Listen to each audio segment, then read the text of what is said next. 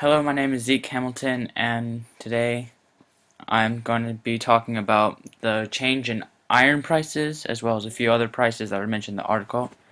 And right here you see the article title, which is Top Steelmakers Agree That 65% of the iron ore price will rise while platinum hits record level. So basically what I've done, I have copied and pasted the article that I have found why they changed it, and I've highlighted in red what I'll be talking about and how this affects it, and later on I'll be showing a graph. So the commodity prices of iron are predicted to increase by 65%. That was agreed by all the steel makers around the world. The iron ore contract was won by Vale of Brazil, and after the negotiations with the Japanese and Korean steel companies, the new prices will be introduced from April 1st. This is likely to lead to higher car and ship and building costs.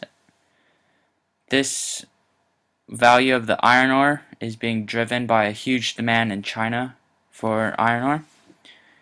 Platinum also hit record levels. The price of platinum for an ounce is $2,100, as well as coal prices hit an all-time high last week.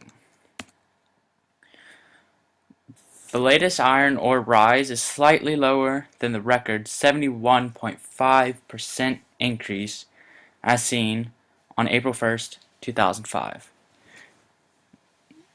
Surging at other big mining houses such as Rio Tinto and BHP Billiton, which are in the middle of their own talks with steel companies, Rio's stock price rose 3.4% and BHP's rose 3.7%.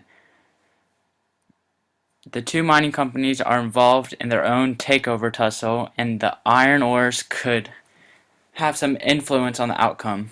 ArcelorMittal, the world's largest steelmaker, said this month that it may be forced to raise some prices further this quarter depending on the outcome of the discussions between the two companies.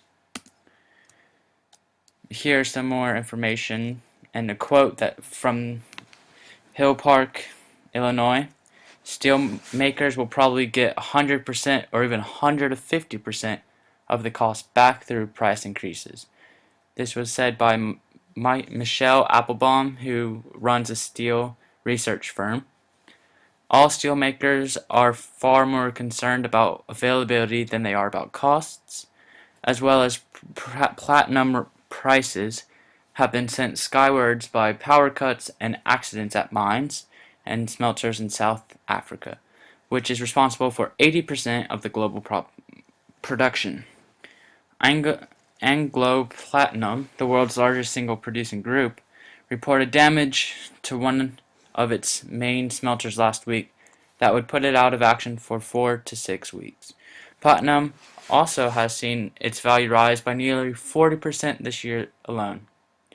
Now we'll be talking about the graph that I have created for iron ore.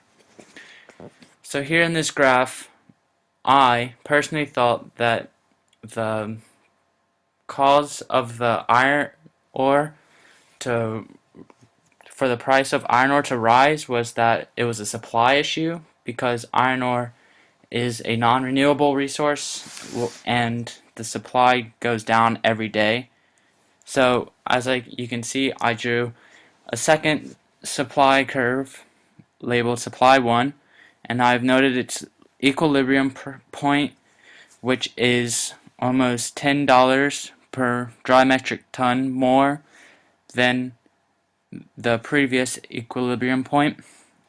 I also think that the demand has also made the price of iron ore rise, although I think the supply has a larger impact on the price change of the iron ore.